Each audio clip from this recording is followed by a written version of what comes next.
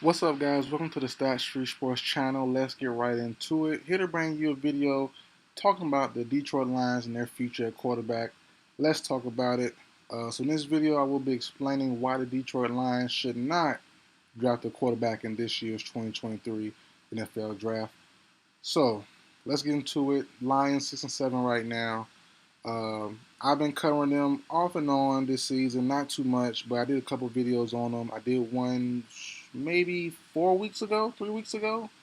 It was a video asking a question to you guys: should Dan Campbell keep his job after this season? I said, for me personally, I said if Dan Campbell can get the Lions to 6 and above wins, uh, he should be fine and come to his third year to a 6 year contract. They're at 6 wins now, currently 6-7. He should stay. To me personally, 6 wins is a guarantee for him to come back. That means the teams play well. The team beat some good teams this season, which they did so far. They just beat the Vikings, who to me, I just released my Super Bowl. No, excuse me. I just released my power rankings for Week 15, and the Vikings are in my Super Bowl threat list. So they beat the Super Bowl threat. They beat the division leader. You know what I mean? And they won some good games this year so far as well. But strictly with the quarterback spot, let's talk about Jared Goff. Jared Goff should remain the starting quarterback, no question, until 2024. That's when I think that should happen. Goff is playing fine. You know, former number one overall pick. We all thought he was trash coming off the last year with the Rams. We thought he was a throw-in trade for the Lions. And from day one, he hasn't played phenomenal, but he definitely has been playing well. Made some mistakes, more mistakes in year one with the Lions than with year two. This year, in year two, he's been great. He's been pretty great. Like I said, not phenomenal. I'm not saying he's top five, top 10 guy, but he's playing, you know, nice. He's playing nice. He's playing solid enough. And the losses that they have aren't coming from him personally. The defense isn't quite ready yet to take that next level, and they won't even expect them to win this many wins. You know what I mean? So they're definitely ahead of schedule. They're playing very hard, and they even last year, uh, Jared Goff and the Lions were a tough out. And this year they're winning some of those games they couldn't win last year. It's tough, close games. They lost a couple as well, but they're definitely winning some of those this time around. And I want to say, I don't think Goff nor Campbell are the head coach and quarterback, respectively, of the future, but I think they are good for right now. And you don't have to force it. This 2023 class is to me personally a one and a possible. Bryce Young should be everyone's consensus number one guy. He's the best quarterback to me in the class, clear as day, no question about it. Even with his size issues, I would throw a bone at him first. Like it's no question, he's the most talent. And me personally, it's just me. I'm just saying my personal opinion. I have Bryce Young as one of the best quarterbacks I've ever seen in my life. Uh, that's having regardless of size, regardless of his weight and size, just pure talent. Bryce Young is up there. To me, he's number one. If you want to put in, measurables and size and stuff, okay, cool. He's not number one, but he's dang sure still up there. He's fighting for a top 10, top five. He's that talented. Just the measurables aren't there. To say he might be 5'10", a buck 50, a buck 60, or something like that.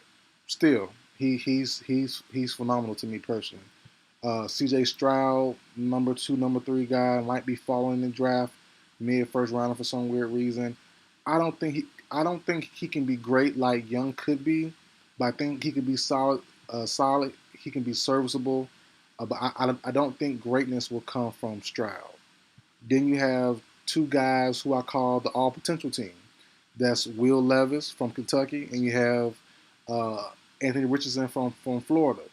They're a bunch of what ifs, if, should, would, all that stuff. If you mention those two guys, so I don't have that much faith in those two guys either. But if they pan out, they pan out. They don't, they don't. That's all potential is really. And that's really it. You have Hendon Hooker as well. That's probably your fifth ranked guy, more than likely. Devin Leary decided to stay in college. DJU from Clemson stayed. Spencer Rattler from South Carolina, formerly of Oklahoma, might come out. Not quite sure yet. Max Duggan might come out. Not quite sure yet. As of this video, Spencer Sanders has stayed in college for another year. So outside of these top five guys I just mentioned, Young, Stroud, Hooker, who else I said? Who else I say? Oh, Richardson and Levis. That's the class.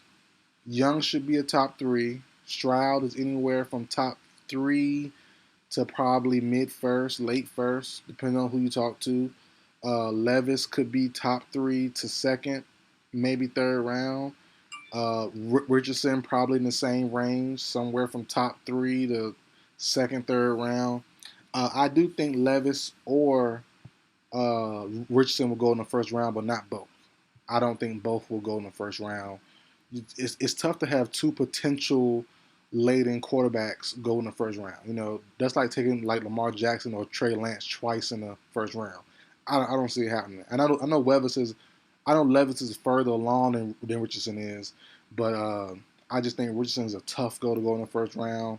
I say maybe last two picks in the first, or top of the second. Levis should be comfortably in the first round somewhere mid to top 15 probably. Well, that's mid. So top 15, top 25 is pushing it to me for Will Levis. But yeah, but the year after that, the 2024 class, and let's say, shoot, the Rams could be even worse. The Lions get the Rams pick this year, the Lions get their pick again next year, and they could be even worse. And you have more quarterbacks to pick from. I think they're a little bit better as well. You have Caleb Williams, who some say the next Pat Mahomes, or his comp for NFL player is Pat Mahomes. Just won the Heisman Trophy. He should be available. You have Quinn Ewers, possibly from Texas. He could be available. Like I said, Max Duggan, Spencer Rattler, if they don't return this year, Spencer Sanders. The list goes on. Some more guys as well. So Devin Leary as well. So DJU. Some more guys. You know what I mean? So I think it's a more comparable, not comparable, a more stacked roster of quarterbacks next 2024 season than this season here. I just call it the one and done deal, or the one and the one and the possible. It's a one guarantee or close to a guarantee in Bryce Young. Then you have possibles in Stroud, Richardson, Levis, Hooker should be cool. Like if the Lions were to pick a quarterback, I'll say Hendon Hooker if he's there in the third round. Not Spencer Sanders, uh, Spencer Rattling from South Carolina. If he's there in the fourth, fifth round, throw something at him. You know what I mean? Max Duggan if he's there in the fourth round, throw it at him. Cool. You're not someone I can really, you know what I mean? I'm really pressed on keeping or long term. You might be my long term backup when I get my real guy in 2024. But outside of that, though, I don't really see, this being a pretty good class. Levis up in the air, Richardson up in the air. Stroud should be guaranteed to be at least solid, and Young is a guaranteed floor to be solid. Max to be a star quarterback. So I say hold on to Goff. Let him ride his contract out. Maybe depends on who you get in that 2024 draft. If you get Ewers, if you get Williams, go ahead and trade them, cut them, eat their dead money, whatever. You're gonna be fine. If you don't, if you end up with someone in a second tier group, depends on who it is. I said let him fight with Goff for that first year. If he wins, cool. If he don't, cool. Let him sit and learn behind Goff, who's been a pro in Detroit the entire time.